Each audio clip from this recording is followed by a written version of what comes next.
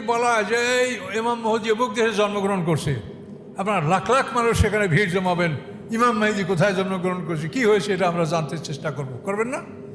কিন্তু আসলে এটা কি ঠিক? ইমাম মাহদী যদি এমন একটা ইম্পর্ট্যান্ট বস্তু হতো তাহলে এটা কোরআনে আসবে। আমি যেমন এর আগে আপনাদেরকে বলছি যে দাজ্জাল সম্পর্কে কোরআনে নাই। দাজ্জাল সম্পর্কে যদি বর্ণনা করা খুব জরুরি হতো আল্লাহ কোরআনে বলতেন। কিন্তু আপনার যে সবচাইতে বড় শত্রু হলো শয়তান, এই শয়তানের নামটা কোরআন শরীফে ৮৬ বার আল্লাহ বলেছেন, আর দাজ্জালের নাম একবারও বলেন নাই। তাহলে আপনার দাজ্জাল বড় শত্রু না শয়তান বড় শত্রু বলেন? আল্লাহর কথায় যদি আপনার মন না ভরে তা কিসে আপনার মন ভরবে? আল্লাহ বলছেন যে শয়তান ইন্নাহুলুকু আদুব্বুম মুবিন, এই যে পাতায় পাতায় শয়তানের কথা শুনছেন, ৮৬ বার কোরআনে শয়তানের কথা বলা হয়েছে, কিন্তু দাজ্জালের কথা একবারও বলা হয় নাই। কাজে দাজ্জালের চাইতে আপনার বড় শত্রু শয়তান, যে সবচেয়ে আপনার সাথে আছে, আল্লাহ শয়তানের কথা বলেছেন। আবার আপনারা মাহাদি এক শ্রেণীর ট্র্যাডিশনাল বক্তা আছে, তারা মাহাদির নাম করিয়া ওয়াজ সারে আর সবাই ঝুঁকে পড়ে ইমাম মাহাদি। কিন্তু ইমাম মাহাদি কোরআনে নাই। কেন নাই? পৃথিবীকে সর্বশ্রেষ্ঠ মাহাদি হচ্ছেন আমাদের নবী মুহাম্মদ রাসূলুল্লাহ সাল্লাল্লাহু আলাইহি ওয়াসাল্লাম। কোনো সন্দেহ আছে? এই যে ইয়াসিন সূরা, এটি কি পড়েছেন? ইয়াসিন আল কোরআনুল হাকিম, কোরআনে হাকিমের কসম, ইন্নাকা লামিনাল মুরসালিন, হে রাসূল আপনি রাসূলদের অন্তর্ভুক্ত, হে মুহাম্মদ সাহেব আপনি লামিনাল মুরসালিন, আপনি রাসূলদের অন্তর্ভুক্ত। আল্লাহ সিরাতে মুস্তাকিম, আপনি সঠিক পথে প্রতিষ্ঠিত আছেন। যারা সঠিক পথে প্রতিষ্ঠিত তারাই তো মাহাদি। আপনারা মাহাদির জন্য কোরআনে খোঁজেন, অসংখ্য হাদিস খোঁজেন। আপনারা বলুন যে মুহাম্মদ সাল্লাল্লাহু আলাইহি ওয়াসাল্লামের সমকক্ষ কোনো লোক পৃথিবীতে আর আসবে? খোলাফায়ে রাশিদিনের সমকক্ষ কোনো লোক আসবে পৃথিবীতে?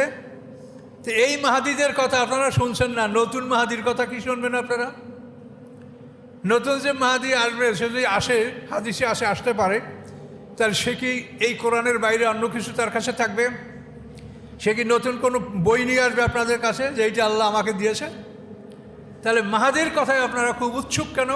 যে মাহাদির কথা বললেই আপনারা ভিড় জমান, মাহাদি কোথায় জন্মল, কী হলো?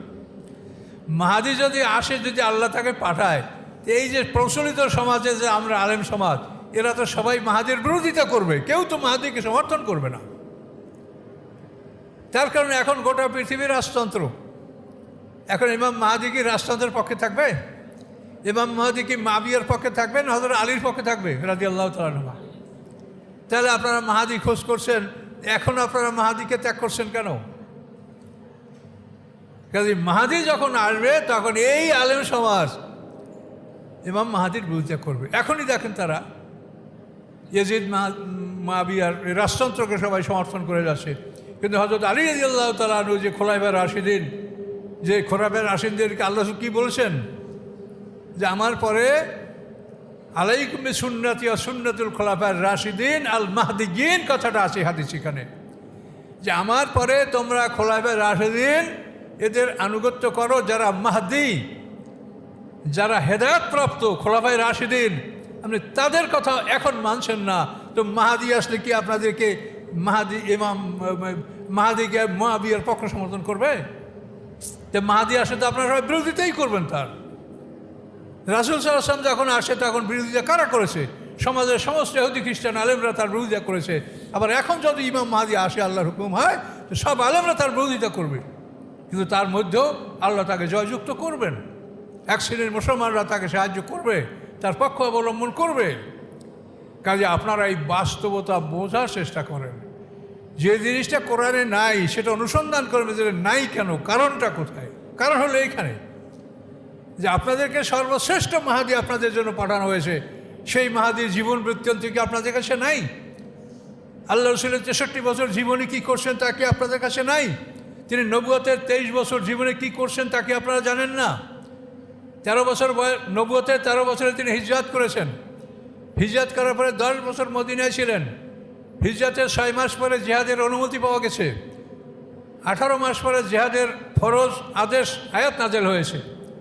এরপরে ৮.৫ বছর সামনে, এর মধ্যে আল্লাহ রাসূল ৮৫টা যুদ্ধ করেছেন। এই হচ্ছে ইমাম মাহাদির পরিচয়। তা আপনারা কোন মাহাদিকে চাচ্ছেন? এর সমকক্ষ কোনো মাহাদি পৃথিবীতে আসবে?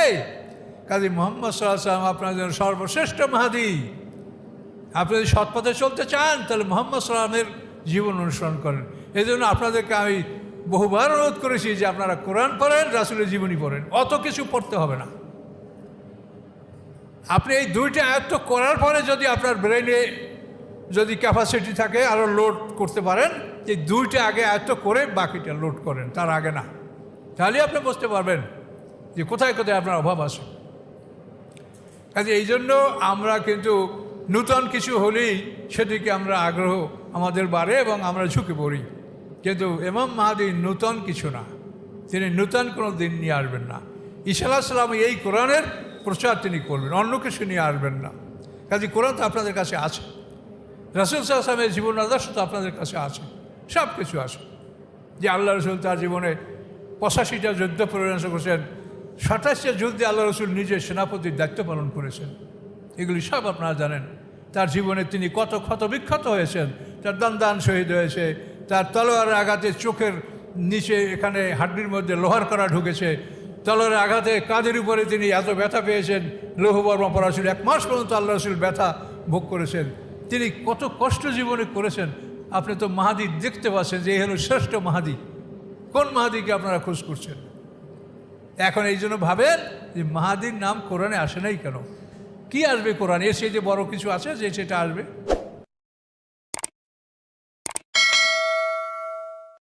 ইয়াসিনের 59 নম্বর আয়াত থেকে